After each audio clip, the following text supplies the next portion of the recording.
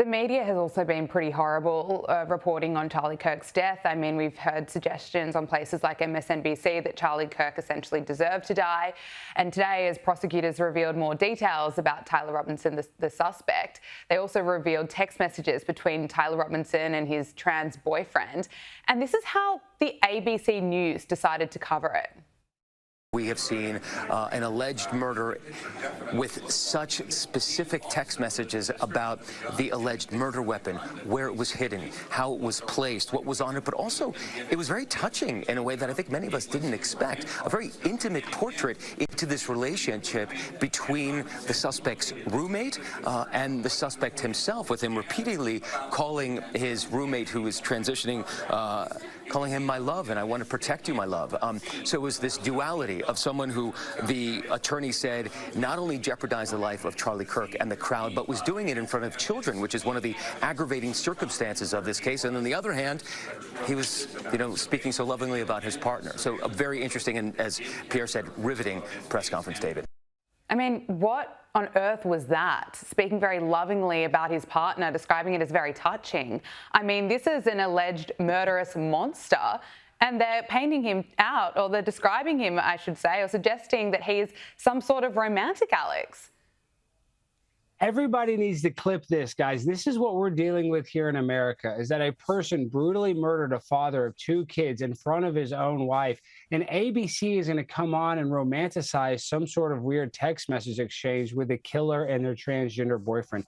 We have lost the plot in America. ABC is basically the enemy of the people. Yeah. And for him to try to sensationalize or romanticize their text messages makes me absolutely sick. And that's the only way you can feel like there's nothing romantic about him sending a text message to a person admitting that he killed Charlie Kirk. Literally nothing romantic about it. It's the most repugnant thing. And for him to even describe it like that shows that broadcaster, broadcaster, is obviously mentally ill, or he's dating a trans person. I don't know which it is, but it doesn't make sense to romanticize something so horrible.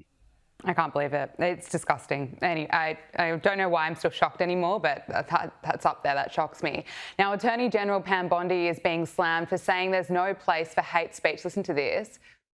There's free speech and then there's hate speech.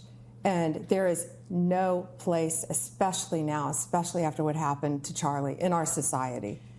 Do you see more law enforcement going after these groups who are using hate speech and putting cuffs on people, so we show them that some action is better than no action? We will absolutely target you, go after you, if you are targeting anyone with hate speech, anything, and that's across the aisle. Now, Alex, she's being slammed for this because Charlie Kirk was, of course, a huge advocate for free speech. He wanted to keep America free.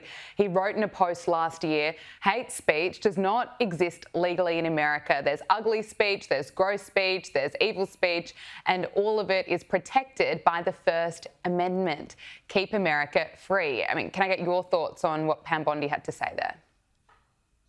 Well, it makes me lose my faith in Pam Bondi, literally doing the exact opposite of what Charlie Kirk would want. I mean, you even see his tweets. He was a free speech absolutist. He didn't care what you're going to say. He believed in your First Amendment right to say it. So Pam Bondi saying that they're going to create hate speech laws goes against every single thing that Charlie Kirk stood for. So I hate it.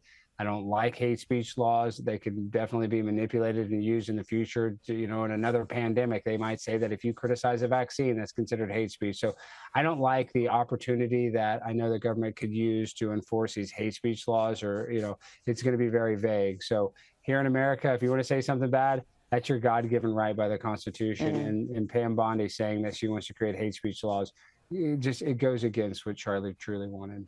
It does. Finally, before I let you go, Alex, we cannot forget Irina Zarutska, the 23-year-old Ukrainian refugee who was murdered in cold blood while on a train in Charlotte, North Carolina. A close friend of hers shared this video paying tribute to her. There's a look yonder,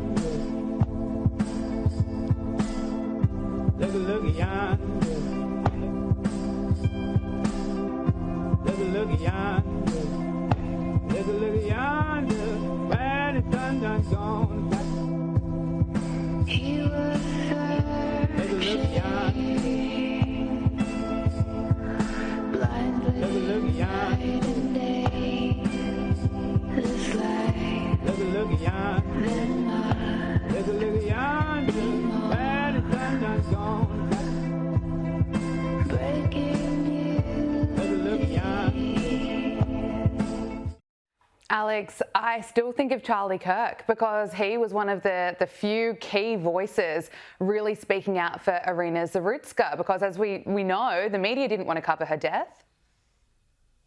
The mainstream media did not cover it whatsoever because it paints a narrative that they don't want to expose the public to, which paints a picture that first of all, they want to make it white versus black, but this is a serious issue. A guy with 14 previous arrests was able to go brutally murder a refugee from the Ukraine. So it's not about black or white. It's about that we have a judicial system that actually helps criminals and punishes people for following the law. Like Irina got punished for trying to have a job, ride, the public transportation so she can save money. She's trying to struggle here in America. And what does she get for doing that hard work and trying to live the American dream? She gets stabbed by a criminal that should have been in jail a long time ago. So it's not necessarily a white or black problem. It's a judicial system that benefits criminals and hurts the law-abiding citizens. So it's a terrible tragedy what happened to Irina, and Charlie, before he passed away, was a very vocal supporter of her. So